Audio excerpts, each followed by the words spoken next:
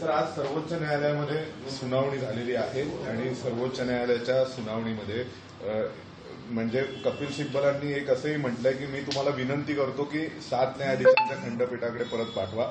आणि सुनावणीनंतर पुन्हा एकदा संजय राऊत म्हणाले की काही पैशांमध्ये आयोगाने हा पक्ष विकला शिंदेंना. निवडणूक आयोगाला बदनाम करायचं त्यांना माहिती आहे.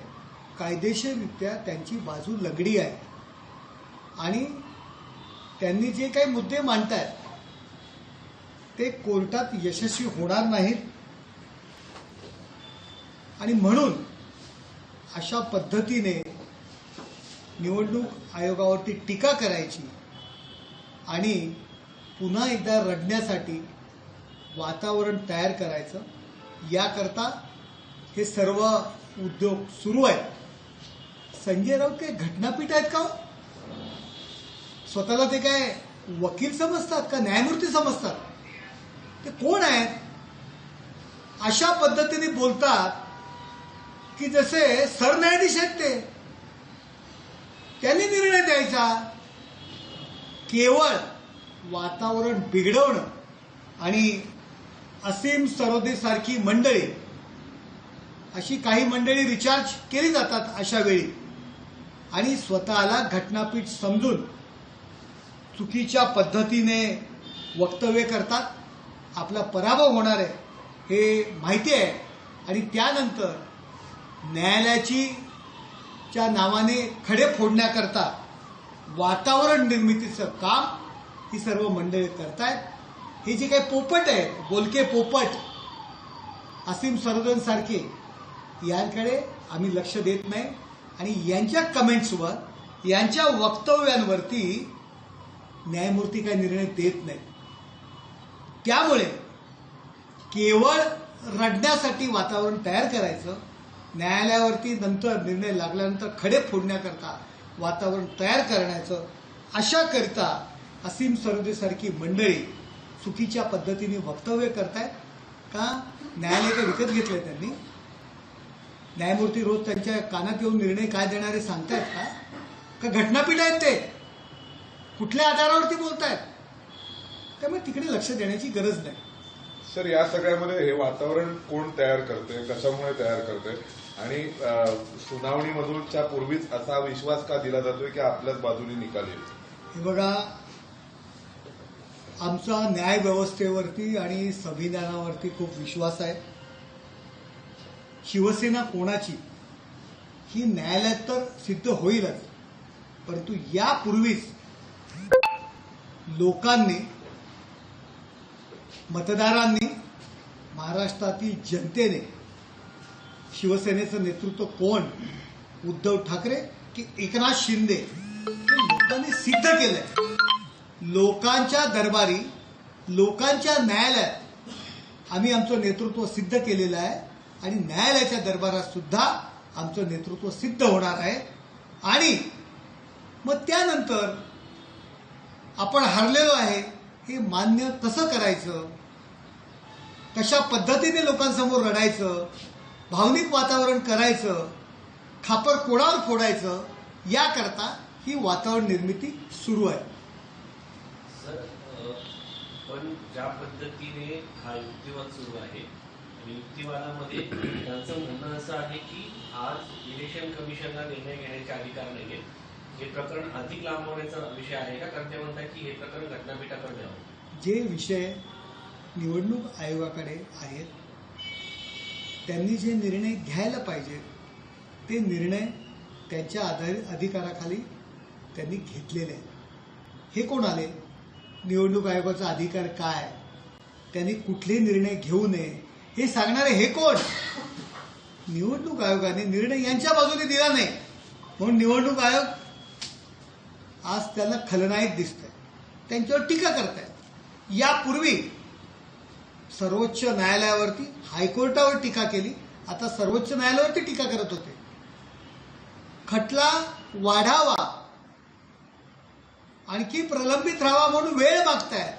7 न्यायाधीशांचं घटनापीठ निर्माण करा आणि त्यांच्याकडे तुम्ही हा खटला सुपूर्द करा, अशा पद्धतीची वक्तव्य करता, जेणेकरून या खटल्याचा निकाल लागण्याकरता विलंब लागेल आणि त्यानंतर पुन्हा हे रडायला मोकळे, सकाळी भुंकायला मोकळे. हे सर्व प्रकार हे हरणार आहेत हे यांना माहीत आहे. याकरता या गोष्टी केल्या जातात. आमदार, खासदार, पदाधिकारी, कार्यकर्ते, नगरसेवक आज 90% वरती एकनाथ शिंदे साहेबांचं नेतृत्व सगळ्यांनी मान्य केलंय. त्यांच्यासोबत सगळे काम करतात. हे सगळं करत असताना अनेकांना ईडीच्या नोटिसा दिल्या, अनेकांना सीबीआयच्या नोटिसा दिल्या गेल्या आणि मग या सगळ्यामध्ये राजकीय मदत घेतली गेली किंवा मदत झाली असं दावा कपिल सिब्बल केला.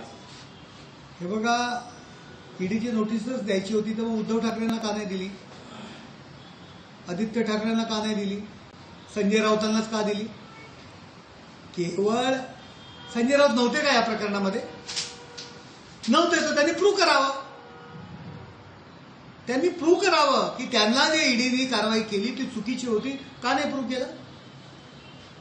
काहीतरी आधार पाहिजे. लोकांना भडकवण्याकरता, लोकांच्या भावनांचा फायदा घेण्याकरता आमचा पक्ष का संपतोय याचा कधीतरी त्यांनी आत्मपरीक्षण करायला पाहिजे की आपला पक्ष का संपला,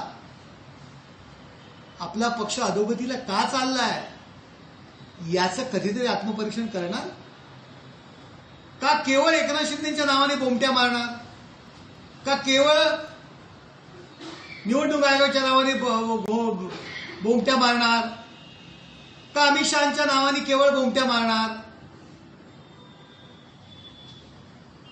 स्वतःचा पराभव, स्वतःच्या अधोगतीला आपण कसे कारणीभूत आहोत याचं आत्मपरीक्षण उद्धवजी ठाकरे आणि त्यांच्या सभोवतालच्या मंडळींनी करणं गरजेचं आहे. असीम सरोदे जे ठाकरे पक्षाचे वकील आहेत त्यांच्याकडनं सांगितलं गेलेलं आहे की चिन्ह जे आहे धनुष्यबाण चिन्ह ते गोठवलं जाईल आणि नाव हे उद्धव ठाकरेंना परत दिलं जाईल कोर्टाकडे. अरे असीम सरोदे सारखे बुरका पोपट थोडे दिवस बोलतात त्यांच्या बाजूने. त्यांना वाटतंय की विधान परिषद मिळेल, राज्यसभा मिळेल, आणखी काहीतरी पदरात पडेल.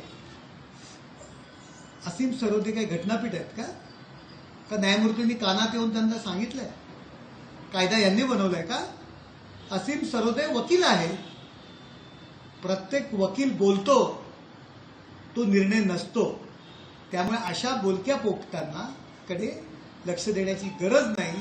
आम्ही उद्धव ठाकरेंची कशी जवळीक आहोत आणि त्यांना इम्प्रेस करण्याकरता, कारण हे नेतृत्व ओढ कौतुक केलं की लगेच भुलतं आणि याकरता अशा पद्धतीची वक्तव्य करीत आहे. शिवसेना हा पक्ष निवडणूक आयोगानं अमित शहाच्या दबावाखाली 5,000 कोटींना विकला असा दावा संजय राऊतांनी केला, असा गौप्यस्फोट त्यांनी केला. आज काही त्यांच्या स्वप्नात आलं होतं का की 5,000 कोटी रुपयाला निवडणूक आयोगाला 5,000 कोटी रुपये दिले आणि शिवसेना पक्ष विकत घेतला? काय बोलतायत संजय राऊत? संजय राऊत रोज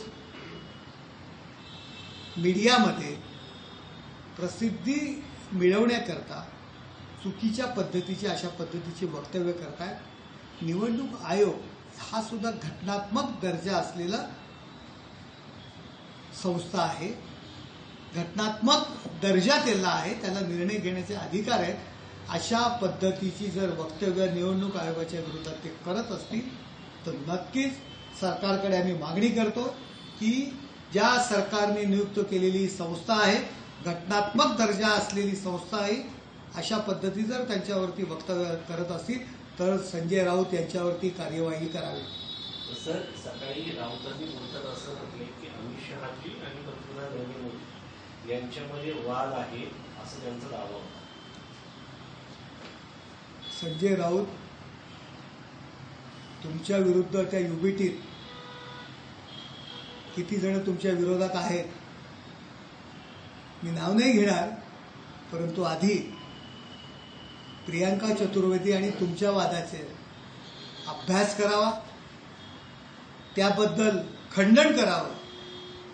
तुमच्या आणि आदित्य ठाकरेमध्ये जो वाद आहे त्याच्या संदर्भात खंडन करावं आणि त्यानंतर आपण अमित भाई, नरेंद्रजी मोदी यांच्या संदर्भात बोलावं। आधी तुमच्यात आणि आदित्य ठाकरेंमध्ये असलेला जो काही वाद आहे, तुमच्यात आणखी एक 20-25 नावं मी घेऊ शकतो सध्या युबीटी मधली, मी ती नावं घेणार नाही, परंतु आधी तुमच्यामधले असलेल्या वादाबद्दल खंडन करावं, आपण ते पाहावं आणि त्यानंतर अमितभाई, नरेंद्र मोदी यांच्या वादासंदर्भात बोलावं। सुनावणीसाठी त्यांचे सर्व खासदार उपस्थित असतात, फक्त राजाभाऊ वाजे नसतात, काय कारण असं? म्हणजे मला असं वाटतं की राजाभाऊ वाजे यांच्याशी आपण बोललं तर बरं होईल, किंवा विनय आपल्या अरविंद सावंतांना विचारलं तरी बरं होईल, किंवा अनिल देसाई जे त्या ठिकाणी खासदार उपस्थित असतात, त्यांना मोठी हौस आहे, तर त्यांना तुम्ही विचारावं की बाबा तुमचे सर्व खासदार का उपस्थित नाहीत, राजाभाऊ वाजे का येत नाही, की त्यांनी जर विचारलं तर बरोबर। तुम्हाला कसं वाटतं की हे येऊ देत नाही म्हणून किंवा असं काही? नाही, मला काही कल्पना नाही। कोण आहे हो त्यांच्यासोबत? जे बरोबर आहेत त्यातले तरी 100% आहेत का त्यांच्याबरोबर? जे बरोबर आहेत त्यातले 100% तरी त्यांच्या बरोबर आहेत का, हा माझा प्रश्न आहे। एक त्याच्यामध्ये मुद्दा असा की सुरुवातीला अनिल देसाई माध्यमांशी बोलायचे, कारण इतक्या वर्षापासून ते केस पाहत आहेत, पण आता संजय राऊत आल्यावर त्यांनाही बोलता येतं। अनिल देसाई यांनी माध्यमांसमोर बोलू नये, फक्त संजय राऊत यांनीच बोलावं असं फरमान काढलेलं आहे, म्हणून अनिल देसाई बोलत नाही माझ्या माहितीनुसार। फरमान कोणी काढलंय? पाडणारे कोण? पक्षाचे निर्णय संजय राऊतच घेत आहेत सध्या। पक्षप्रमुख ही नवीन पोस्ट निर्माण करणार आहेत आणि त्याचे निर्णय संजय राऊत घेणार आहेत।